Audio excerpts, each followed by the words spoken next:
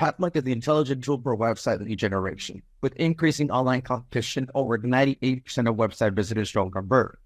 The ability to successfully show your value proposition and support visitors in their buying journey separates you from the competition online. Pathmonk qualifies and converts leads on your website by figuring out where they are in the buying journey and influencing them in key decision moments with relevant micro experiences like case studies, intro videos, and much more. Stay relevant to your visitors and increase conversion by 50%. Add Pathmonk to your website in seconds, let the AI do all the work, and get access to 50% more qualified leads while you keep doing marketing and sales as usual. Check us on pathmonk.com. Welcome to today's episode. Let's talk about today's guest. We have Sam from Savance, Strategic Partnership Manager with them. How are you doing today, Sam? I'm doing great. How you doing over there? I'm doing great. Thank you so much for asking. And I'm sure our listeners are tuning in and wondering what Savance is all about. So let's kick it off with that. Sam, in your own words, can you tell us a little bit more? Yeah, we're all about providing essential solutions for businesses that ensure safety, security, and accountability, right? So our solutions range from visitor management software to managing evacuations as emergencies happen, making sure that who's on site can be accounted for, especially in instances where you've got fires, active shooters, incidents where who's entering the facility is important in terms of security to begin with. Then if an incident does happen, it's unfortunate a lot of times, but being prepared versus being reactive is always so important with a lot of the people we talk to. So we're business to business. Obviously, as partnership manager, director of marketing and sales, it's all about relationships, partnerships, who right now we're able to leverage what's in front of us to provide for the greater good here. That'd be awesome to hear that from you and from Savance, that you guys are doing that. And so that way our listeners could get a good understanding of your company. What are some key problems that your software finds? Yeah, a lot of times it's automating entrances, right? You've got security guards, you got people playing 21 questions at a front desk, issuing credentials, making sure people are granted access to the right parts of the facility. You have accountability of where they are. Obviously, from a security standpoint, it's very important. From a cost benefit standpoint, it's huge to leverage technology.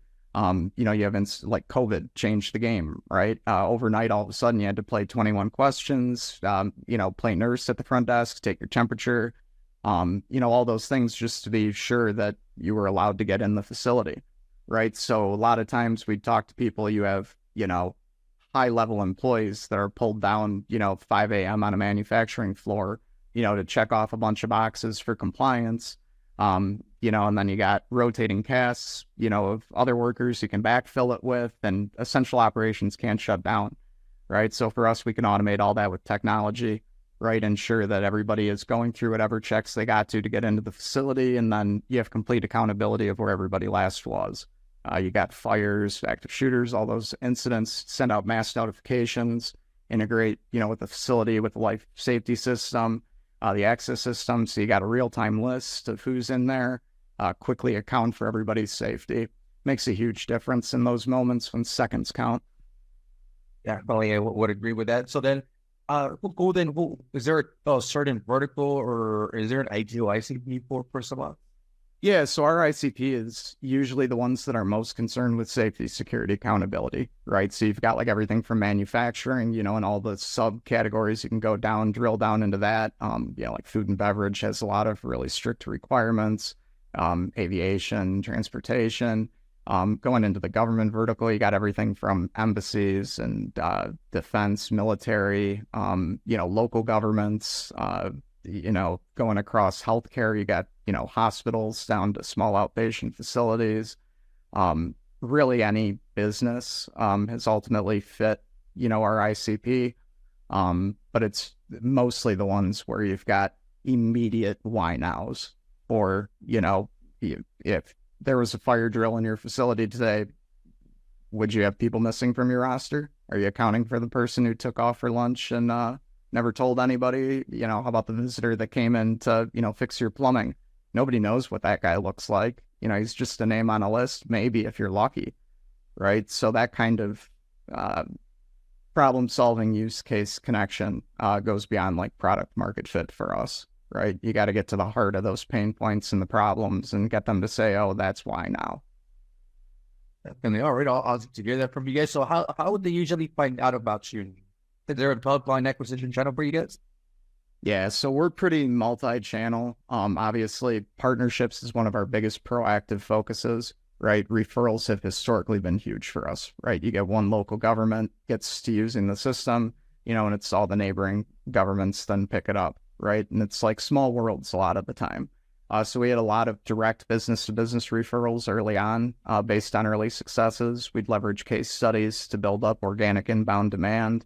And then ultimately for us, we work through channels, right? Because our system we can be standalone, but then we're exponentially better when we're integrating with the access control system, for example, and we can pick up on when somebody uses their badge at a door, right? That's a much more frictionless and reliable indicator for us of who's on site, right? And we're able to get additional functionality. Same thing with creating an unattended entrance or lobby.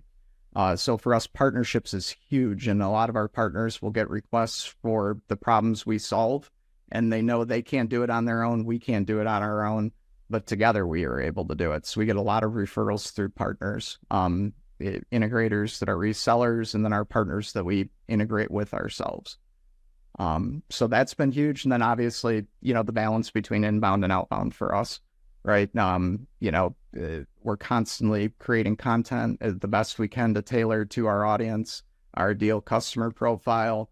We're trying to identify, make sure we have good insight to intent, make sure that we're able to get good visibility as to who's consuming what content, where they are in their journey through the funnel. And we're make sure we're getting deals that are in our pipeline converted close, so we're able to turn all of our marketing efforts into revenue as quick as possible. That's important, definitely. So that way our listeners who are tuning in can visit you guys. You can always check them out at savance.com. What role does a website play for your finance? It's huge. I mean, historically, we've been able to tailor content based on both, specific target audiences for, industries, for people within an organization, right? Because you might have an early champion that's a safety person, right? But they're not the only person in the buying committee, right? Especially when you're talking big enterprise software solutions. So for us, we've been able to leverage multiple websites over time to build up organic search traffic that finds us because we are what they're looking for. And then we do a lot of advertising that's pretty targeted towards our ideal customer. We do our best to segment our audience, make sure we're creating content that's going to convert, get that in front of them. Especially the farther we go with it, the more we're able to get more direct to as close to the revenue as possible, right? You got all these deals that are in the red zone in your pipeline. There's only so much a sales team can do, right? Marketing has to provide their support to help grease the wheel, get them the content they need, the reinforcement, give them that trust, expertise, authority that's going to make them say, today's the day, right?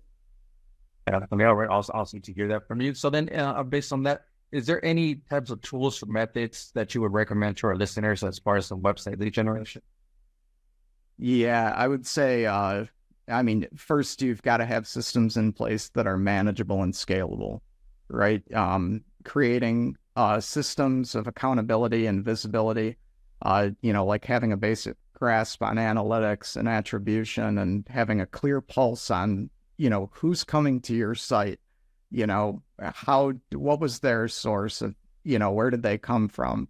What efforts are we doing, and then are we able to see and attribute those efforts, right? And then how well are those connected to the revenue? And a lot of times you'll have siloed systems, right? Where you might track all of that, but then it's not attributed to any of the deal or revenue data. And you're really just blindly guessing, on a hunch, this is, worth investing market resources in, and having that data at your fingertips. So making sure you have the right tools, the right systems, that everybody who comes to your site, if you have the ability to gain insight to who they are, connect the dots as much as possible, and then be able to leverage that, and it gives you that leveraged ability to, put your effort in the right place. Definitely. All right. Awesome to hear that from you. Thanks for that, Sam. Well, let's switch gears a little bit and talk about you as a leader. What are some key tasks you focus on your day-to-day work? Yeah, for me right now, a lot of it is alignment and building out the team, right? Absolutely, marketing efforts. A lot of it is lead generation, but then a lot of it is brand, a lot of it is product, a lot of it is empowerment and enablement, right? Especially when you've got partners and you're enabling them to market and sell and implement and support and build your solutions out better than we're able to do ourselves is the end goal a lot of times, right? It forces us to be able to reflect inward and say, okay, how well are we able to build that out within our own team, right? And then the closer we can get to, a fast-tracked onboarding, ramp-up, certification, development, growth process, the more we're able to scale out our business, right? And for us, it's been balancing those two sides of bringing new partners in, making sure they have the tools and resources they need to be an extension of us and be better than we ever are at the things that we do. Taking what we do best, combining it with what they do best, right? A lot of our partners are already working with our ideal customer, and they've got the cameras up on the ceiling. They've got the locks on the doors. Everybody's identity is managed through them, and we're a logical addition to them, right? So it's a whole lot of empowering our partners and then building out the same resources and tools for our own team internally so we can scale out and fully realize our mission and vision. Yep, definitely. And you have that mindset. So you guys are really going with that. So great to hear that from you. Well, let's switch to our next section here, Sam, which is our rapid fire question rounds. Are you ready for that? Cool. All right. First off, Sam, what is the last book that you read?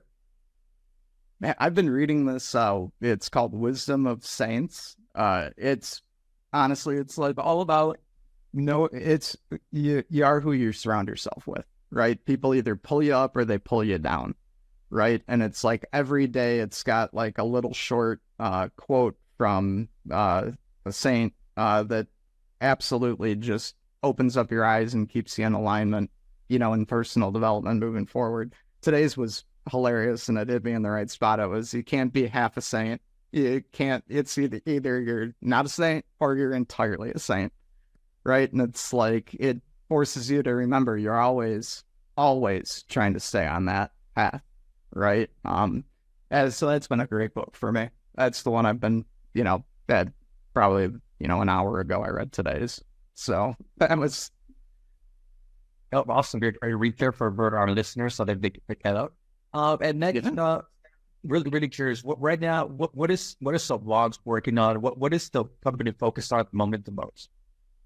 Yeah, we're working on. We're built around automation, right? And a lot of the things that we provide, everybody, once they understand the reasoning behind it, they're on board with it. But then technology isn't 100% there yet, right? It's like, oh, you're telling me I got to go to a kiosk to check myself in.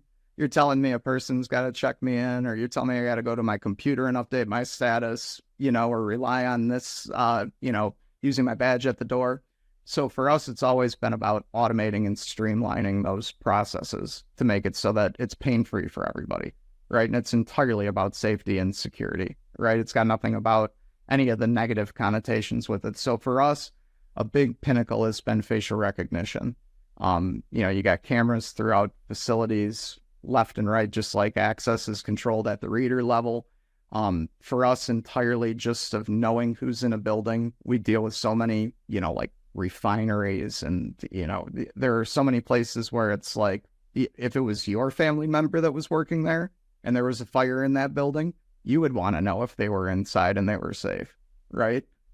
So for us, facial recognition is a big thing that we've been releasing. It with return visitors, especially, like hospitals where you got people coming in to see their loved ones. And before it was like you had to go to the concierge, you had to go, run through a check-in at a kiosk. It's like you can go through, that initial check-in process, and then you come back and it's just walk in and your face is picked up. And we've seen way more adoption than we thought. Public perception, is still, we're at early adopter stage, but, you got big hospitals where it's like you give people the option and 35% of them are taking it. I would have guessed maybe half as much, but it goes to show having good attributable data is so important.